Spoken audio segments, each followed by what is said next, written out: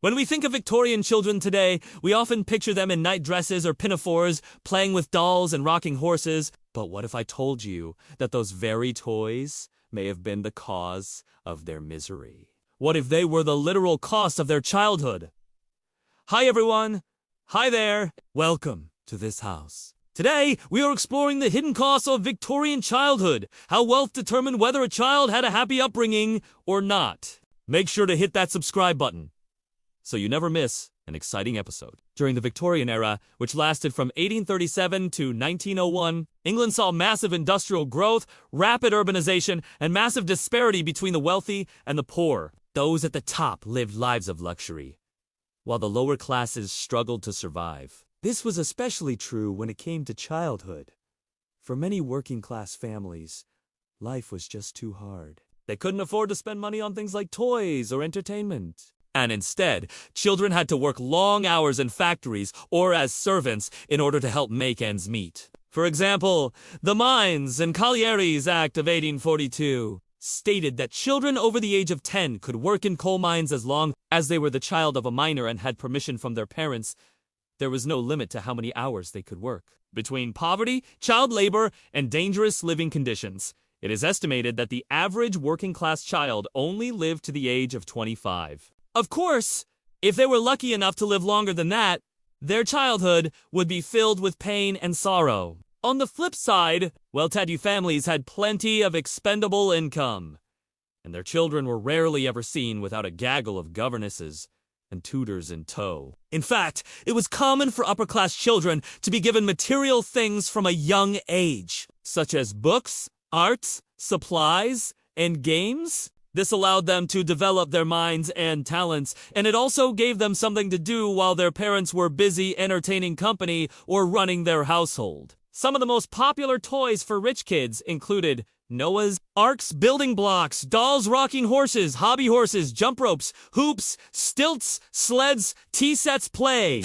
kitchens, and anything else that would allow them to mimic the adult world around them. One of the most expensive gifts a family could give their child was a mechanical toy. These were extremely popular during the Victorian era because they allowed children to interact with machines in a safe environment. They were also seen as a symbol of the latest advancements in technology. One of the first mass-produced mechanical toys was the cylinder doll, which was invented in Germany in the early 19th century. As the name suggests, these dolls were made from hollow cylinders of wood that were then covered in cloth or plaster. The dolls were then animated by means of clockwork or a steam engine. This allowed them to walk, dance, and even speak. These dolls were extremely expensive, and a set could easily cost a family's entire annual salary. Because of this, they were often rented for special occasions such as christenings or coming-out parties. When Queen Victoria's youngest son, Leopold, was christened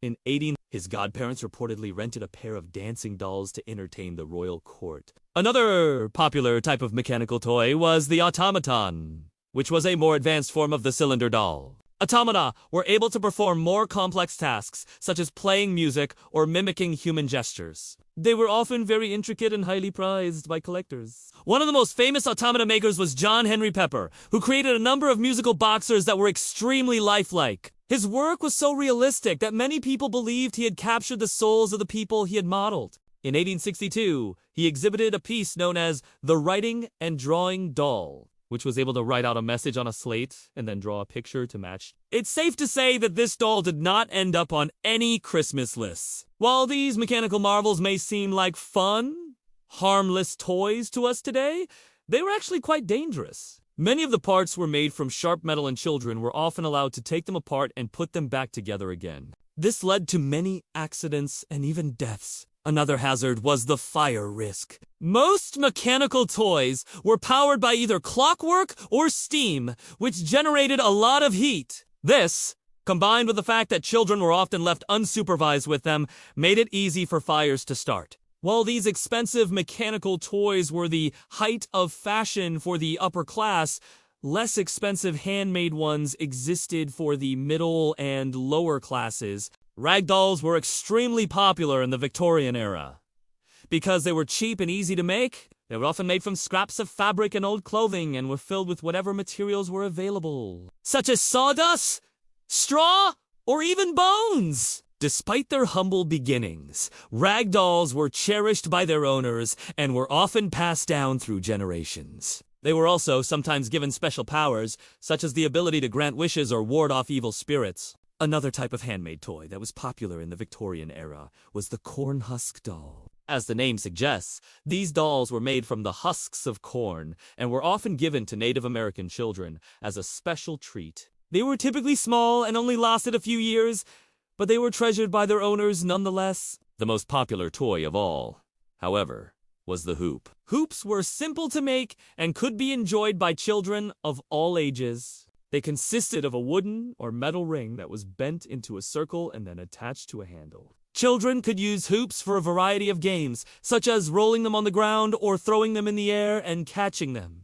Hoops could also be used as a tool for exercise, as they helped children develop their hand-eye coordination and strengthen their muscles. Despite being cheap and cheerful, there was still a dark side to hoops. If a child was playing with a hoop outside, they were vulnerable to kidnapping. In 1866, a 5-year-old girl named Mary Jane Kelly was playing with a hoop when she was abducted by a man named Thomas Naylor. Naylor took Mary Jane to a secluded spot and then assaulted her.